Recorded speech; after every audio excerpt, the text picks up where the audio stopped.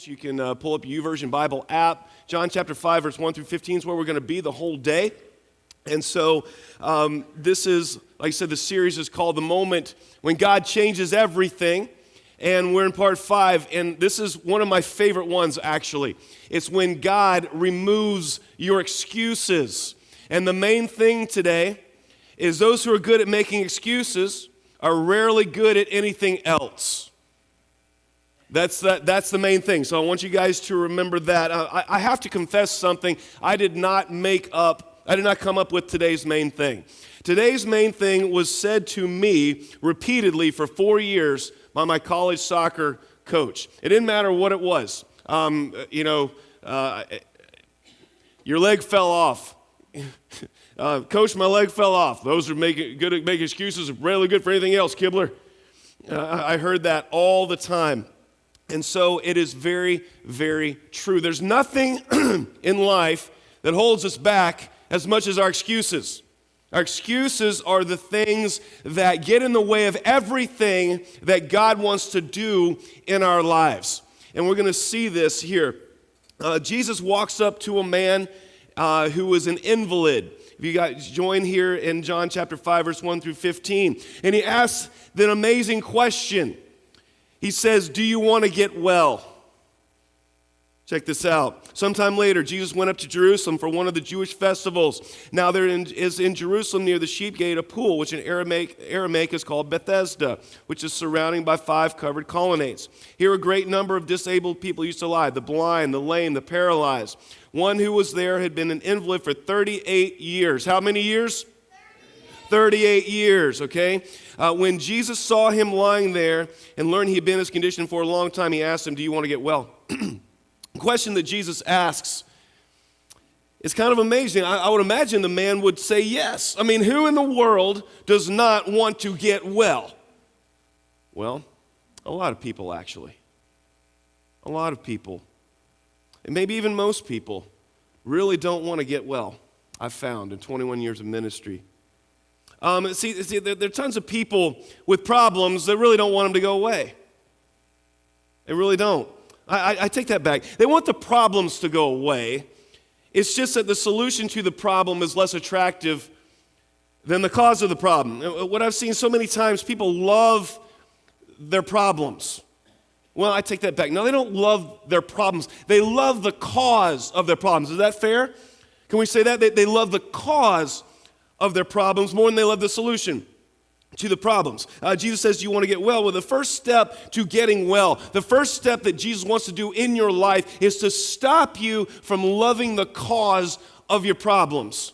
All right? We have to stop loving. Number one, we have to stop loving the cause of our problems. Now, this man had been this way for how many years? 38 years. That's a long time to be in this one condition. All right, we don't know what was going on. It may have been his fault, may not have been. Bible doesn't tell us. Okay, but many of us in here have had problems for a long time. We've been dealing with it for a long time. Maybe our fault, may not be. And all too often, we've had our problems for so long that they have become a part of us, and they have become our identity. And now that they're our identity, we fight anyone or anything that would threaten that. It's a really strange thing. Very, very our problems becoming our identity. How many times have you heard it? I'm an angry person. That's just who I am. I'm fat. I'm a divorcee. I'm in debt. I'm an invalid. I'm handicapped. I'm an addict. I'm mean. I'm unforgiving. I'm judgmental. I'm greedy. I'm selfish. I can't control my sexual desires. Once that happens, once your problems become your identity, it's almost impossible, barring a major work of God, for them to leave. Because when someone speaks and says, "Do you want to get well?" you take it as a personal threat on your very identity. I see it as a pastor all the time. Jesus said, "No one can serve 2 masters. You'll hate one and love the other." He was talking about money, but I think it applies here as well. It's not that we love the problems. It's that we love the cause of our problems more than we love the solutions. If any of you follow me on Facebook, how many of y'all follow me on Facebook? I'm sorry. I really am. You can get a little bit prickly sometimes. I've wrestled with what word to use there. I came up with prickly. This year on my Facebook page, it dealt with just about every issue you can imagine. Seriously. From opinions on lockdowns, Kentucky governors, election, the Bible, baptism, church, you name it. Do you know what has given me the most hate? You know what has generated the most criticism, the most hate, the most vitriol of any topic that I can imagine? It'd be surprised. It's surprising. It's not politics. It's not religion. It's obesity. One of the most frustrating things to me this year is the overwhelming evidence that research shows that COVID-19 is highly linked to obesity. Did you know that? Study after study after study after study have shown this. Okay? If I even dare to link a study saying, hey, COVID-19 is linked to obesity, I get an avalanche of anger, of hate, of everything.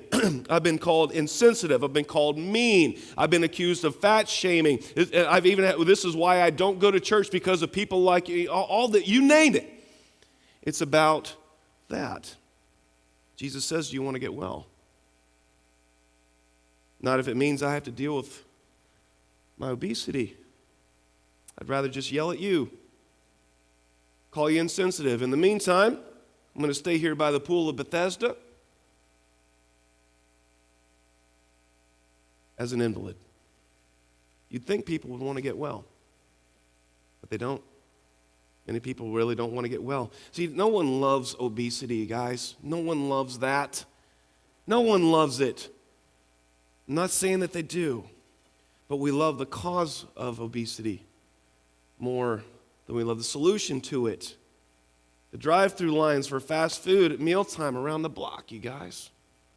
We love our sugar and fat-laden lattes, our French fries and cookies and supersized soft drinks more than we hate obesity. And we don't love the problem, but we love the cause of the problem, and that's why we have problems. And that is what Jesus wants to heal in you. He wants to stop you loving the cause of your problems, because that is what is holding you back. Several years ago, I was watching State of the Union by former President Barack Obama, and I remember him specifically saying, this year, we're going to dedicate $5 billion to finding the cure for AIDS. We all know the cure for AIDS. We know it, and it doesn't cost $5 billion.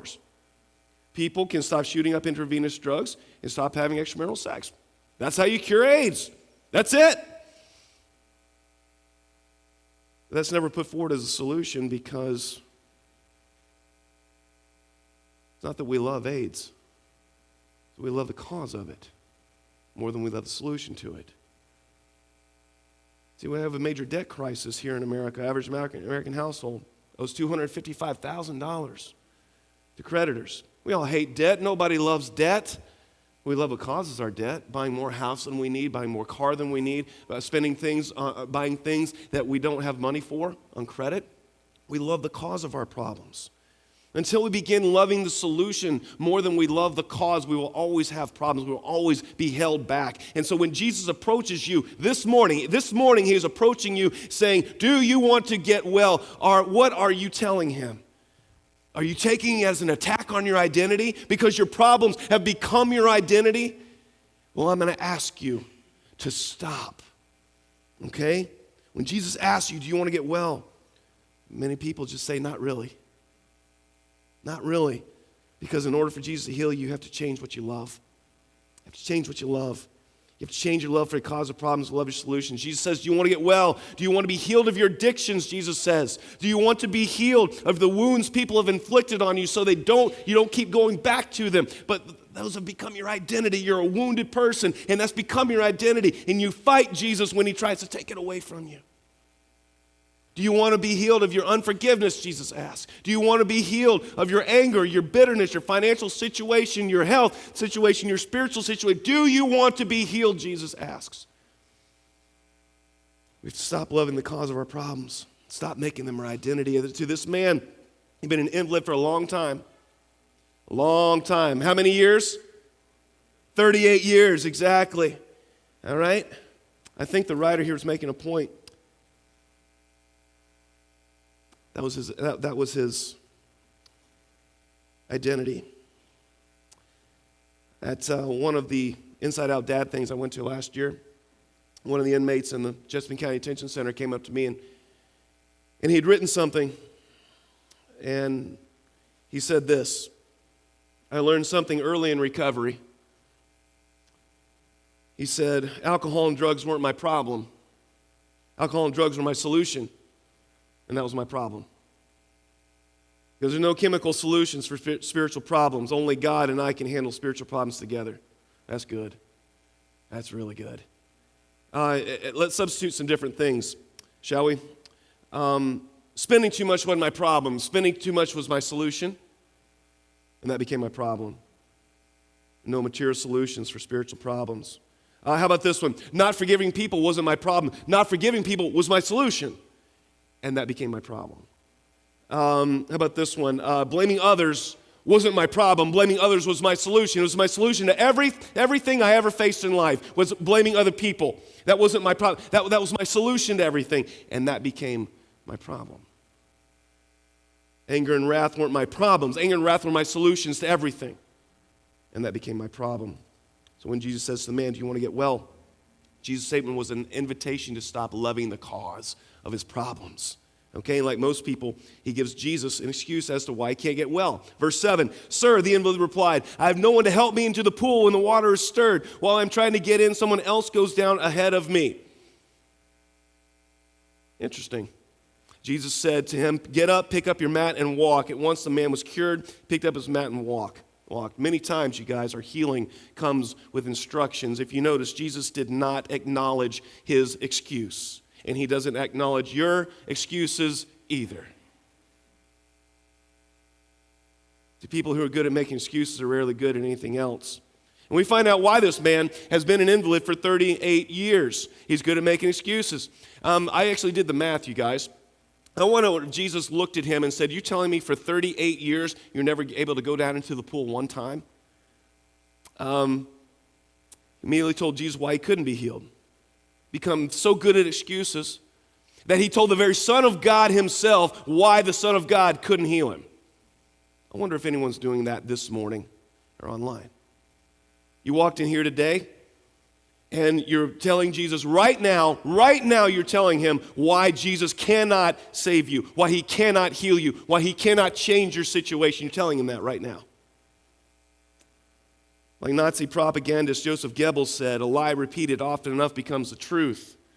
And when we repeat a lie, an excuse for so long, it becomes our truth. We begin to believe it. See, the problem is, the only person your excuse sounds like truth to is you. Everybody else can see right through it. See, 38 years, Jesus said, you've been sitting here, and every single time you try to go down in the water, someone else goes in front of you. 38 years, let's see. I did the math. That's 13,870 days. That's 332,880 hours. That's 19,972,800 minutes you've been sitting there. And not one of those times you telling me you could get down into the water. You see how ridiculous that sounds? But to that man, it sounded like a perfect reason. Okay? You see how ridiculous the excuses sound to everyone but ourselves? See how ridiculous our excuses sound to God? It's like in the case of this man, our excuses become a very own personalized jail cell. I want you to think of that. I want you to think excuse is your personalized jail cell that you have built for yourself and that you refuse to leave. And Jesus is opening the door to it, saying, do you want to get well? Come out. And like, no, you know what? I think I'd rather just stay in this jail cell I've made for myself. That's what we're doing when we make excuses. And many times we fight. We criticize anyone who tries to drag us out of that jail cell we've made for ourselves. When I listened to this man's response, something was very painfully clear to me. That is painfully clear to me this morning as well. When that man was approached by Jesus, he had no intention of being healed. And when many of us walked in here this morning, Many of us had no intention of being healed this morning. We had no intention of being delivered from the things that are destroying us. No intention of allowing the Son of God to change us, to love us, to heal us. No intention of that. Because we just didn't think it was possible. Maybe if I did a survey, how many of you came to church this morning with an expectation of Jesus healing you finally today? How many of you came to church this morning, the eager expectation that you actually walk out of here different than you were when you walked in here? How many of us? I hope it's everyone, but I know that's not the truth. So right now, Jesus is asking you, do you want to get well? You're giving him reasons why he can't. People are good at making excuses, are rarely good at anything else. But notice what Jesus does here. He doesn't just heal the man.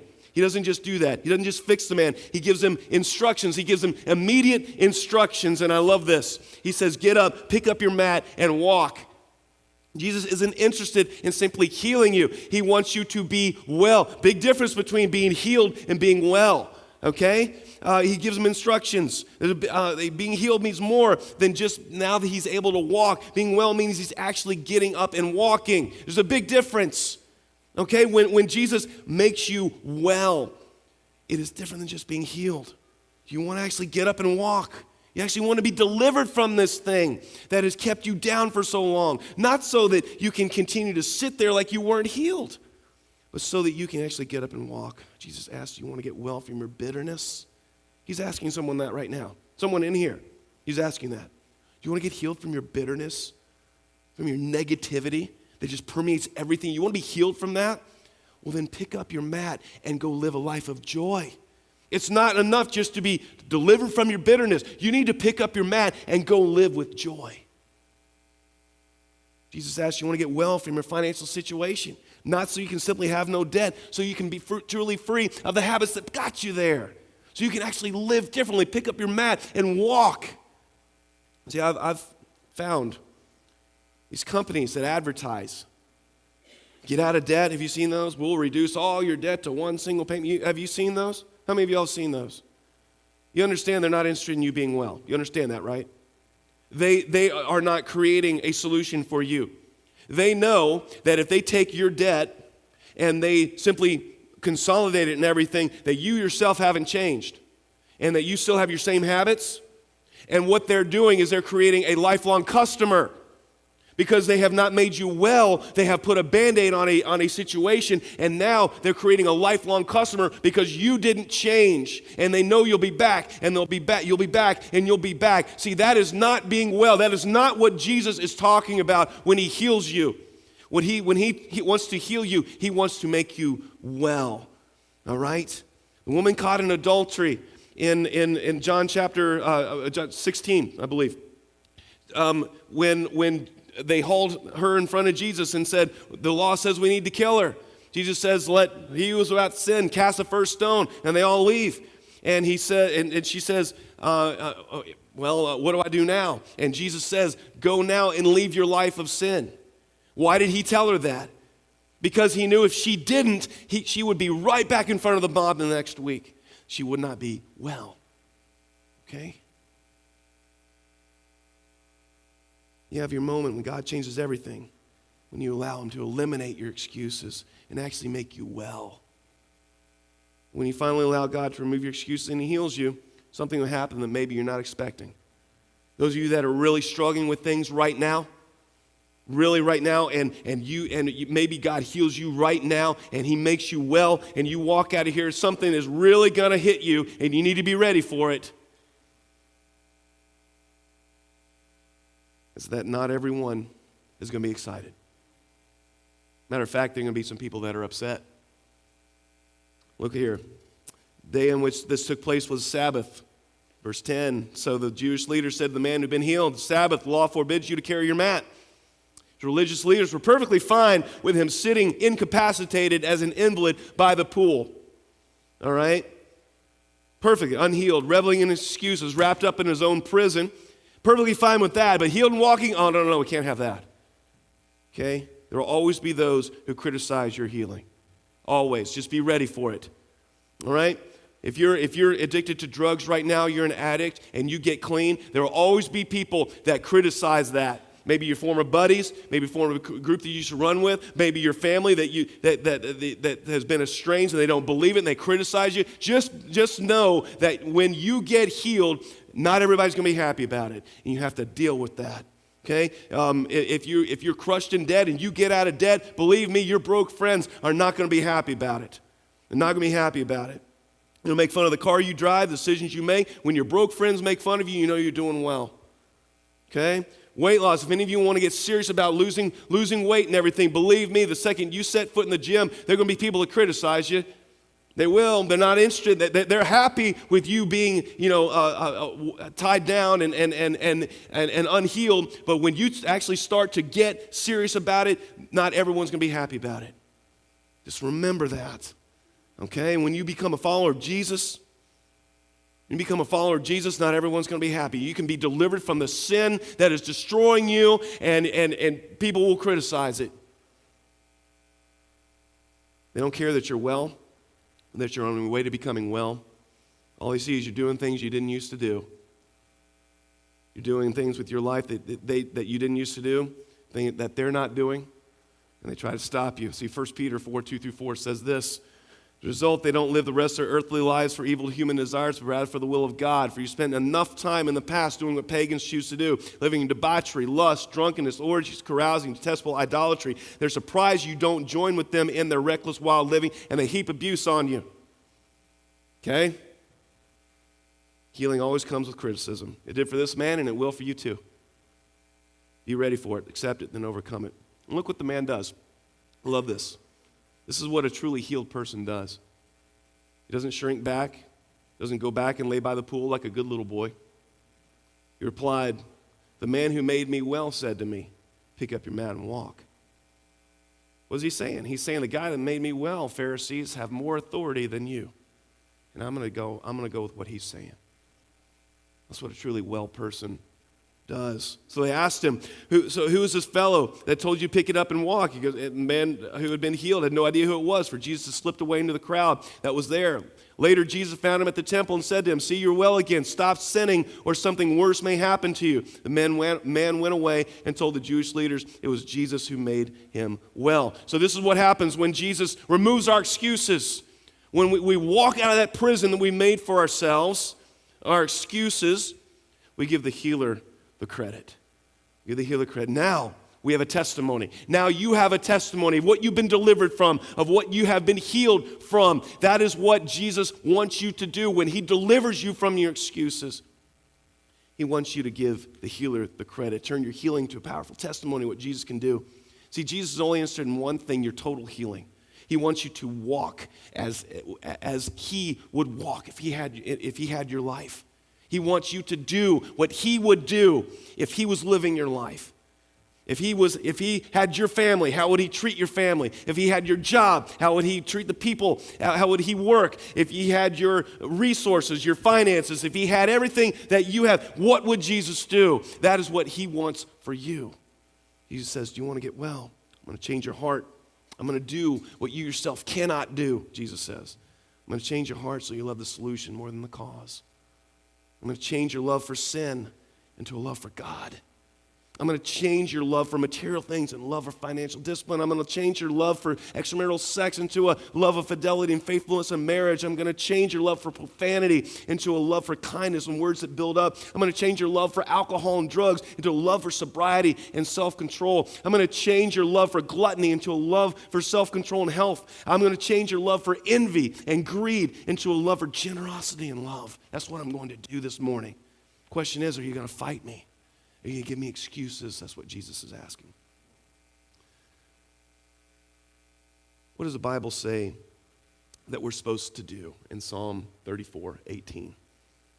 Psalm 34:1 says, "Taste and see that the Lord is good." We're supposed to taste and see that the Lord is good, better than our excuses. His will is better than our sin, better than our excuses. It's Christmas time, and I brought a little something. Because it is Christmas time, I brought some Christmas cookies. You guys see my Christmas cookies? They are good Christmas cookies. They're sugar cookies with a little bit of icing on the top. It's good. Good, man. I also brought something I love. Who here likes hot wings? Anybody like hot wings? Yeah. All right. We go, well, my favorite thing for hot wings is Parmesan garlic wing sauce. I love this stuff. This is my favorite stuff to put on wings. So what I think I'm going to do, when the Lord says, taste and see that the Lord is good,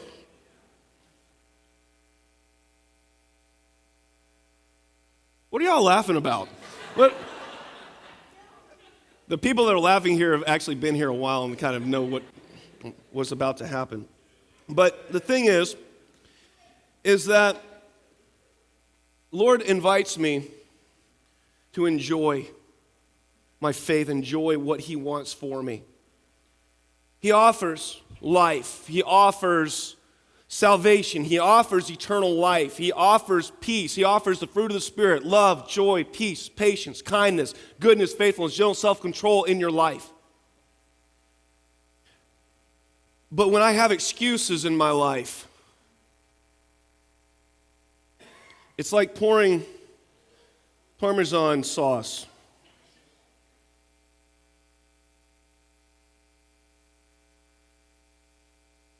and it ruins what God has for you.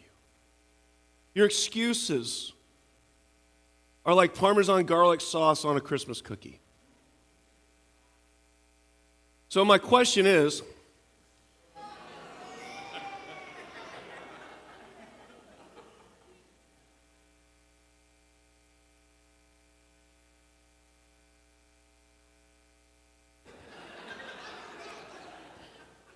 let's just say that I'm not enjoying. Let's just say that that's awful, and yet that is exactly what life looks like to God. When you hand Him your excuses, when you tell Him why He can't do what only God can do. When you give Him an excuse, it's like putting this stuff on a gift. And I would imagine that there are plenty of people in here today whose spiritual lives taste a lot like what I'm going through right now. There's no joy. There's no enjoyment of God. No enjoyment of the life that He wants you to have. No enjoyment of the gifts that He can give you. Because you've given Him excuses for why He can't be God. And because of our excuses, not because of God and His power, because of our excuses, we run into this. Now, my question is, which do you prefer? The one with the excuse, or the one where you simply taste and see the Lord is good? Got my amen pew down here. I like that. You guys are awesome. So what about it, church? How long are we going to continue to wreck what God wants to do in our lives because we love our excuses? How long are we going to deny ourselves that we can taste and see that the Lord is good and destroy all of that because of our excuses, because of our rebellion, because of our sin? I say we put away this. The problem is, I love this. I do. But I love this more. And so from now on, this. No longer part of my life. And I would like for you all to do the same thing today. I want you to think of the excuse that you're giving God for why He can't be God. and I want you to put the lid on it. I want you to throw it away and spend the rest of your life simply doing this.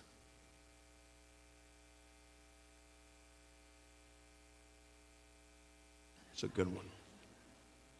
I want to invite Jenny to come on up. Right now, I think we need to do some business with God this morning. I want you to get in your mind the excuse you've been giving God. Why you can't do what he wants you to do. Why he can't heal you. Why you are the way you are. And I want you to know that it sounds exactly like the thing that the man told Jesus. I've been here 38 years, and I can't get down in the water. Jesus says, you got to be kidding me. You know, the only person that sounds reasonable to is you. To me, sounds like an excuse. So I want to ask you, what is it that you've been telling God why he can't do what God can only do?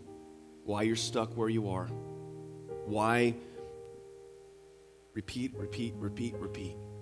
And I want you, once and for all, to throw it away. And commit to the rest of your life, Psalm 34:1, that you will simply taste and see that the Lord is good. No excuses, no reasons, no rationalizations, no justifications. Lord, I want to get